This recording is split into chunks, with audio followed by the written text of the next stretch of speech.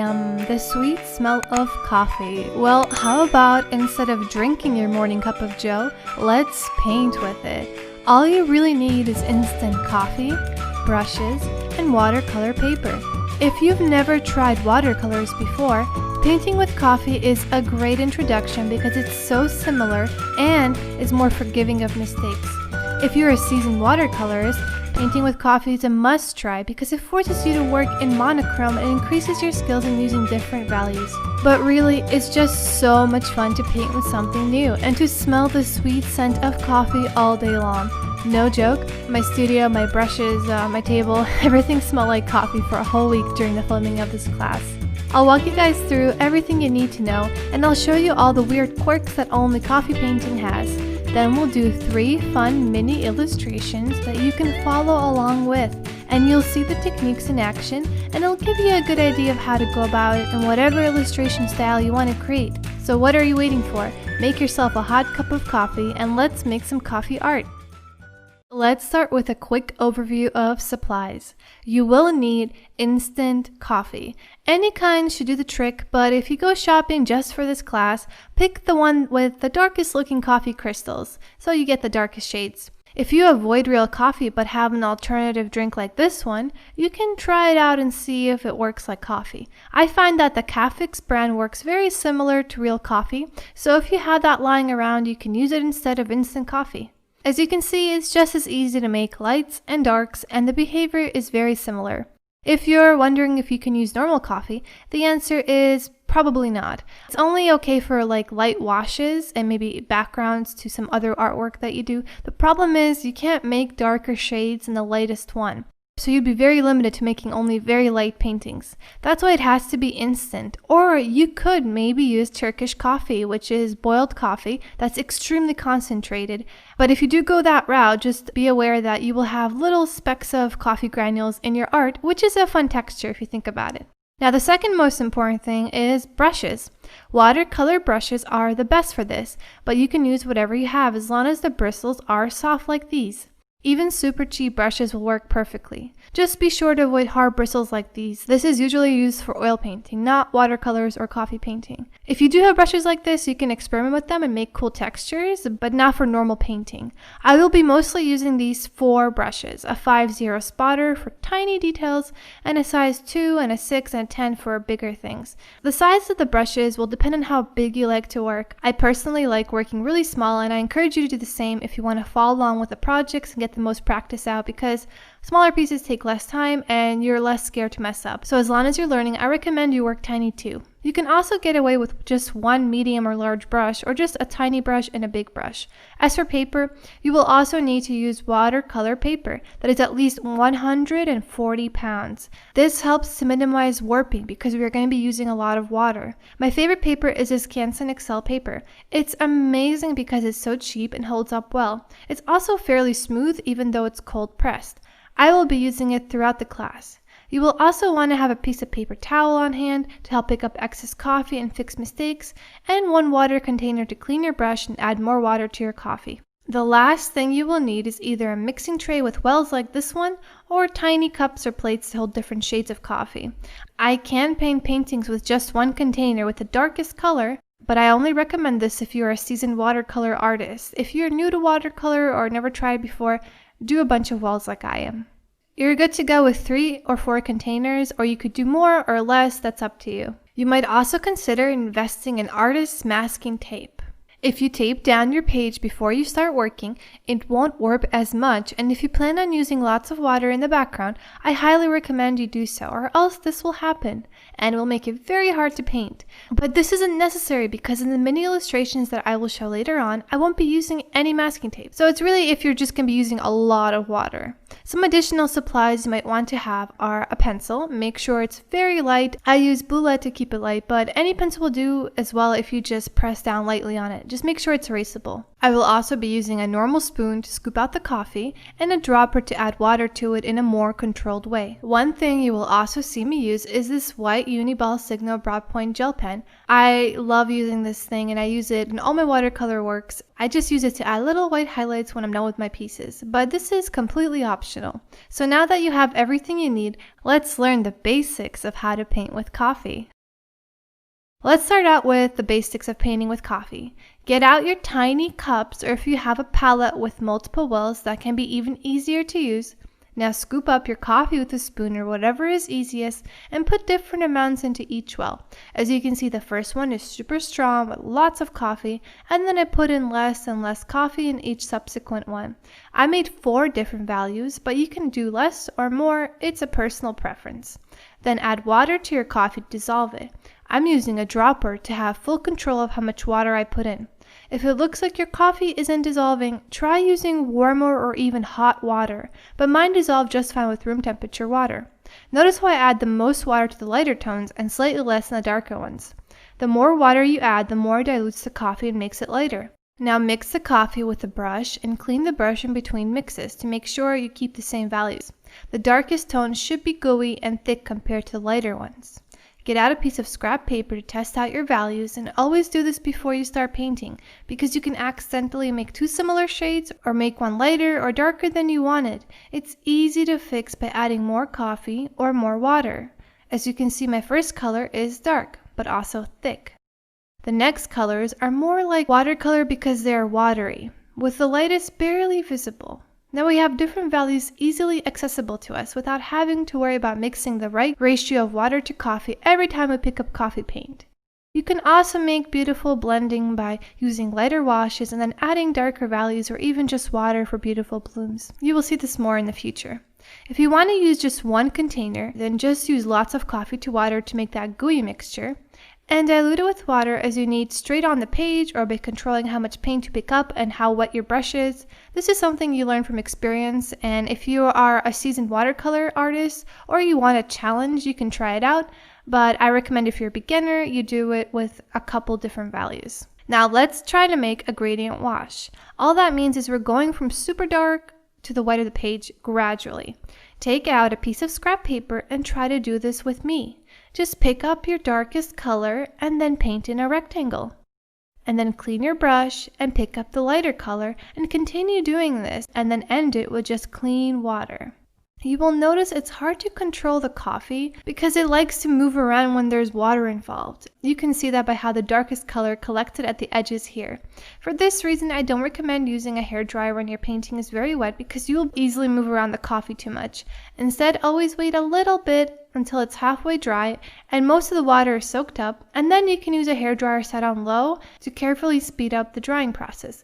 But our coffee did keep the overall gradient that we wanted, so you can easily make them. Just be aware how wet or dry the page is when you add darker coffee paint. In this way, you can control how much it spreads. Another thing to notice about coffee painting is the darkest parts of our coffee paint take a very long time to dry compared to the lighter parts. And the darkest parts dry thick, gooey, and shiny. This is part of the appeal and strangeness of this medium. I think it makes it more fun that there are glossy and matte parts in one painting. It just keeps it, coffee-like. But keep in mind that the gooey coffee that you paint will stay shiny once it's dry when working on your piece. If you only want a matte look, then don't use super concentrated coffee paint. Just use lighter ones and layer it. Before we move on to advanced techniques, I want you to know one more thing. Coffee is not very good at layering with transparency. By that I mean, like, if you go in Photoshop and you have 2 layers and you put the opacity down, you can see the first one below it. But if I do this with coffee, it reactivates the previously dry layers and the whole shape becomes darker, not just where they overlap, because it picked up the previous coffee and filled in the whole shape. It's very reactive to water and very easy to reactivate it. You can only very slightly see the edges of the previous layer, but barely. We can still easily make dimensional work, since most of the time you don't care if the previous layer edges shows through, but it's something to keep in mind when painting. But just like watercolor, always work light to dark. Plan out the values of each part beforehand. This will help a lot. Also, make sure to leave the white of the page somewhere near composition for the highest contrast. This is one of the paintings I did when learning the medium, and as you can see, the end result is really dark and mucky. I made the mistake of not planning what will be lighter and darker beforehand, and I didn't leave a lot of white of the page, and I overlayered. The result is a similar dark value throughout the piece, because we don't have pitch black in coffee painting, and I ruined the white. It just feels lifeless because of that. Unlike this simpler composition, which I painted using one layer with a dark center, and then used lighter coffee paint on the outside. You see how beautifully it blended? And then I played around with dark to light again in the leaves. I also added a nice splatter to make blooms and textures, and I left the puddles be, and they dried beautifully. Notice how this is just one layer. This was achieved by using different values and letting the coffee do its own magical thing with the water. I also left a lot of white space within the rows and in the background, so it easily pops off the page at us. Now I can easily add detail and more layers if I want to. Just keep in mind that it will layer by picking up the coffee from the previous layer and making the value darker. But the point is, your paintings can be as simple as this one layer and just tiny details, and still have lots of charm. Don't worry about layering or leaving white space too much. You'll see how I approach it in the future mini illustrations. Now that we know the basics of coffee painting, let's learn some more advanced and super fun techniques. Now that we know the basics, let's get into more advanced stuff. You probably already know this technique, but splatter is super fun to use with coffee. All you have to do is load a brush with coffee and water, or just water if you want to add a subtle texture to an already finished piece, and tap it on your finger. The smaller the brush, the smaller the dots, and the bigger the brush, the bigger the dots. If you've never done splatter before, just take out a piece of scrap paper and give it a try with your different brushes. Now, what makes it super cool with coffee is that the coffee easily reactivates with water, as you saw earlier. So that means that our dots will disturb the previous coffee layers and make a cool texture in your art, or you can use a paper towel right after the splatter to essentially erase the coffee below it. Isn't this awesome? It picks up any paint with water on it.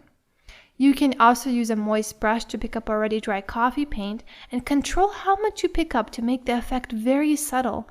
Or you can just take off all the paint as well, or even just get the white of the page back completely. Water and a paper towel are essentially an eraser. So you can always pick up excess coffee or add detail in a lighter value by just wetting the shape you want and using a paper towel or a moist brush. This is the coolest thing about coffee to me, that beginners don't have to be afraid of making mistakes because you can essentially erase anything you do. Cool, right? Another thing that I discovered is that salt works with coffee in the same way that it works with watercolor. This means that if you make a coffee background and sprinkle in salt while it's still wet and then let it dry, you will get this super awesome and electrifying texture. Just be sure to wait for it to fully dry before gently rubbing it off with your fingers. As you learned so far, coffee is very reactive to water, so we can essentially make blooms and beautiful backgrounds just like using watercolor. So here's an example mini project for a fun coffee background to lettering or an illustration or a coffee painting, whatever you want to do. I used masking tape to tape down my paper because we're going to be using a lot of water in the background. And then I go in with a wet brush and wet most of the page. Notice how I leave lots of white of the page as well. I don't wet everything completely. I want those little specks of white to show through. Then I drop in more concentrated coffee in the right corner for a nice contrast with the left side, and I let it blend. I also add a splatter to the rest of the piece with more concentrated coffee as well. I then drop in plain water around the piece for beautiful blooms, and now I add salt. Notice how the coffee and water are doing their own thing. They're creating this gorgeous background with only a small push from me. I'm not making the magic, I'm just letting them make the magic. I added in a little more splatter and let it dry.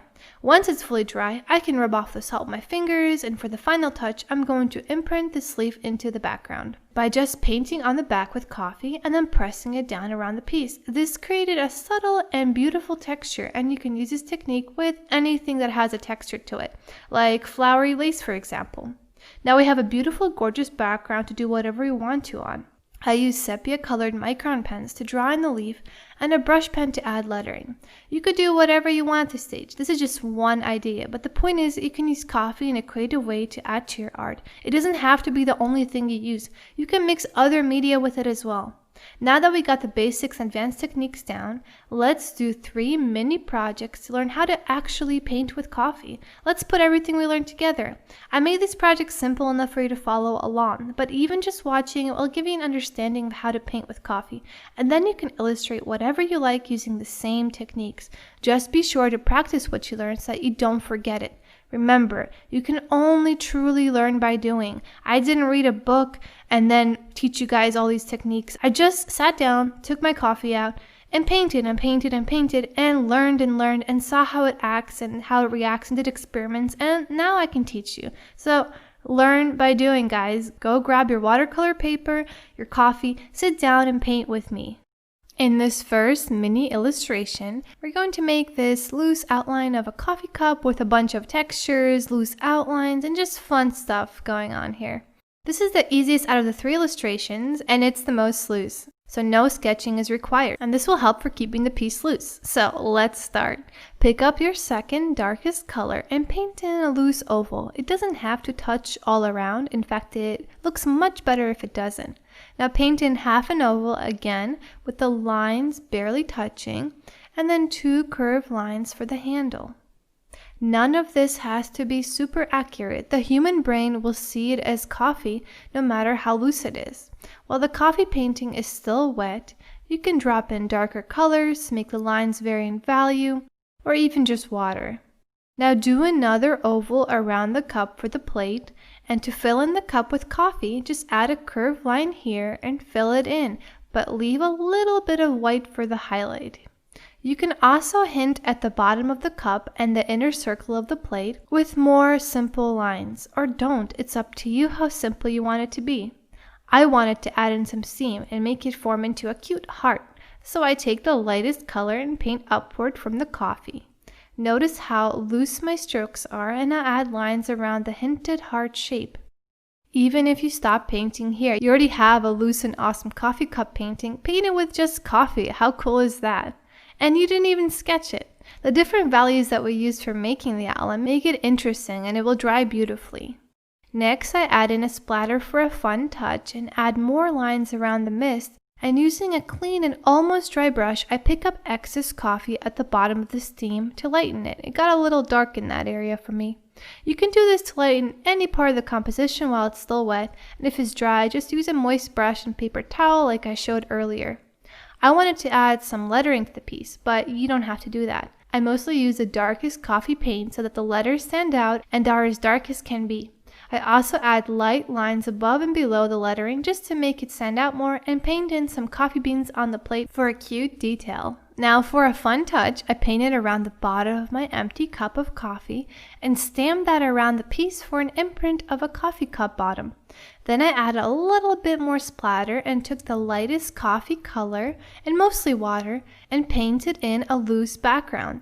This fades out some of the imprints and made them blur in and out. I also used a paper towel to make the background even lighter by picking up excess coffee paint. Then I added splatter one more time, which blends out on the slightly wet background and makes fun blooms and textures.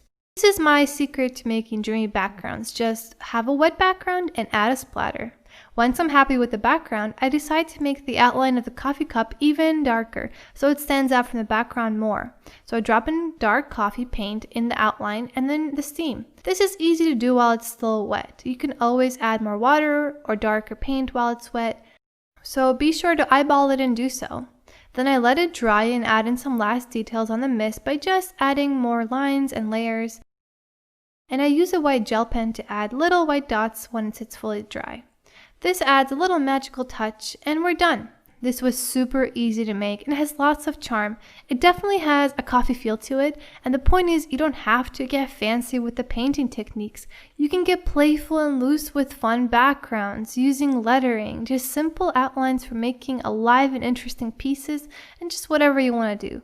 Experiment, guys. Experiment and you will find super cool techniques.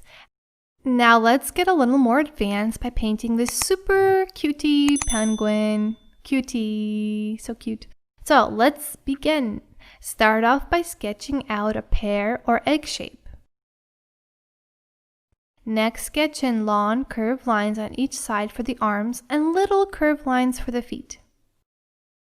Add a triangle for the beak and 2 long dots for the eyes. Keep in mind that you can play with the shapes, placement, and how you draw things. Don't be afraid to do this in your own style. Now sketch out curved lines from the beak to the ends of the head and around the hands. We're just marking what we'll make darker, and you're done with the basic sketch. Now you can make it more complex if you want. I decided to make him hold a balloon. I simply drew in a curved line at the end of his arm, not all the way at the bottom because then it would be longer, just a little bit within. You have to imagine it actually bending. And I sketch in the balloon that he's holding. It's just a simple balloon shape. Just give it a try, you can do it. He doesn't have to be holding a balloon either. You can add whatever accessories you like. I also lightly sketched out snow below him so he's not floating in space, but this is optional. He'd look fine without a background. Now I take a super light concentration of coffee and paint in the super light part of his body. Then I pick up a slightly darker value and add it in around the bottom and sides. Notice how it blends out and makes him feel dimensional. I do the same thing with the balloon, but be sure to paint around a highlight, which is just an oval or a circle or whatever you want it to be. This makes it look shiny and like a real balloon. The white of the pages are white, so be sure to know what you want to keep white before you start, unless you have some other white media you can use on top. I add darker coffee water at the edge of the balloon to make it more dimensional as well. I want the bottom part of his body to be a little darker, so I simply drop in a little more darker coffee at the edges. You can always drop in more while it's still wet for a subtle gradient change. Next, I take my lightest color and loosely hint at the snow with loose strokes. Be sure to keep bits of white of the page. Now, if you don't want your illustration to bleed a lot and be loose, be sure to wait for the first layer to dry before going on to the next parts. I'm going to be adding the darker parts now, but I really like the loose look, so I don't wait for it to dry. I just pick up the darkest color and paint in the dark areas. Notice how it instantly bleeds when it touches the lighter area because it's still wet. I can easily control how much of a bleed we get by simply cleaning and drying my brush and picking up excess coffee and water. I'm just softening the intensity of the coffee in these areas. Don't you worry about making mistakes because coffee is so easy to erase after it's dry too. Also paint in his little feet dark, nothing fancy here, just simple ovals. And I add more dark paint to the dark parts to make sure it stays dark because it instantly got lighter as it bled away and mixed with the water. I also add a little more to the edge of the balloon to make the value change more intense. Now I add a small splatter and wait for it to dry. Once it's fully dry, I go back in with my darkest color and start adding more detail.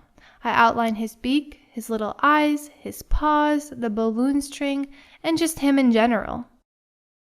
I also pick up a light value and add some loose strokes around him to make a fur texture. And then I pick up a slightly darker value and outline the edges of the snow. Now I clean and slightly dampen my brush and it's time to erase to create some subtle highlights. I do so anywhere I like by just painting there with the barely wet brush. Be sure your brush is not soaking wet because it'll be harder to control and harder to make it subtle. Make sure it's just slightly moist. This picks up coffee from the already dry area and makes a very subtle value change, but we can easily control how strong it is and the shape of it with the brush. Be sure to clean your brush often when doing this.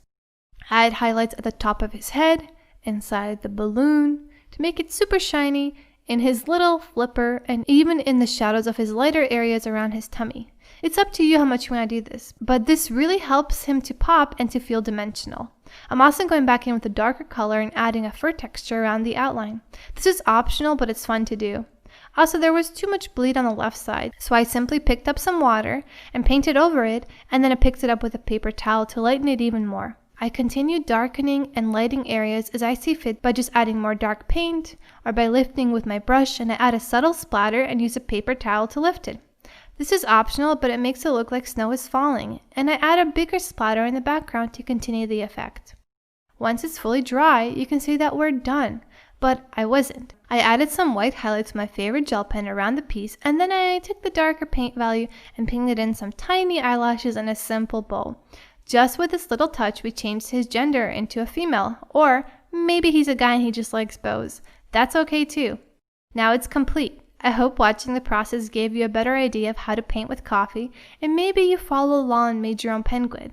If so, share in the project gallery. I'd love to see your little cutie and so would the other students. If you want to learn about how to draw cute animals, people, or foods, I have classes on all of that. You could try drawing a cutie for one of those classes and then paint it with the techniques you learned in this class to make a unique coffee cutie.